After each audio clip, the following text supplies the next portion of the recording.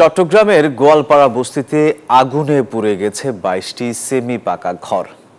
ভোরে লাগা আগুন ১.৫ ঘন্টার চেষ্টায় নিয়ন্ত্রণে আনে ফায়ার সার্ভিসের ৫টি ইউনিট। সব হারিয়ে খোলা আকাশের নিচে অবস্থান করছেন বাসিন্দারা। আবু জাবেদের ছবিতে নয়ন বড়ুয়া জয়ের রিপোর্টে বিস্তারিত। মঙ্গলবার ভোরে এইভাবেই দাউ দাউ করে জ্বলা আগুন দেখে ঘুম ভাঙে চট্টগ্রামের গোয়ালপাড়ার বাসিন্দাদের। হঠাৎ লাগা আগুনে পুড়ে যায় ২২টির বেশি ঘর। খোলা আকাশের নিচে হা হতাশ করছেন আগুনে সহায় সম্বল হারানো মানুষগুলো। একটা জিনিসও বের করতে পারে, টাকা পয়সা যা ছিল সবই শেষ। প্রায় ৫ লক্ষ টাকার মতন টাকা, ক্যাশ টাকা, স্বর্ণ আছে ৩ ভরি। আমার সব শেষ বাবা, আমার কিছু নাই, আমার ঘর দুয়ার রত্ন সব শেষ। রাস্তা শুরু হওয়ায় দ্রুত প্রবেশ করতে পারেনি ফায়ার সার্ভিসের গাড়ি।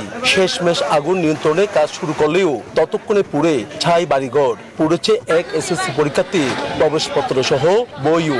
দুশ্চিন্তায় পরীক্ষার্থী সহ তার পরিবার। এসএসসি পরীক্ষাতে আমার রোল নাম্বার এসে মনে আছে, কিন্তু আমার এডমিট কার্ড কোনো পুরানোর জন্য আমি পরীক্ষা দিতে পারছি না। এডমিটও ফুরে গেছে, ব্যাগ সব ফুরে গেছে। আমার ছেলের পরীক্ষা দিতে পারতেছে না, মানে সব চলে গেছে। আগুন কিভাবে লেগেছে তা খতিয়ে দেখছে ফায়ার সার্ভিস। বান্ডেল থাকলে প্রতি সেনমানিতে টাকা বাঁচবে। বিকাশ সেনমানি বান্ডেল কিনে জিতুন প্রতি লেনদেনে। এই জায়গাটাতে অগ্নি নির্বাপন অনেক চ্যালেঞ্জ ছিল, যেহেতু রাস্তাগুলো সরু এবং আপনার ছোট ছোট টিনের বস্তি ঘরের মতো ঘরগুলা। আমরা তারপরও অনেক ঝুঁকি নিয়ে এবং খুব দক্ষতার সাথে আগুনগুলো ইতিমধ্যে নির্বাপন সম্পন্ন করেছি।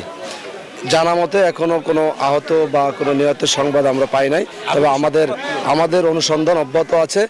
ক্ষতিগ্রস্তদের পাশে মানবিক বিবেচনায় সবাই এগিয়ে আসবে এমন প্রত্যাশা বাসিন্দাদের। নয়ন বড়ুয়া জয়, নিউজ 24, চট্টগ্রাম।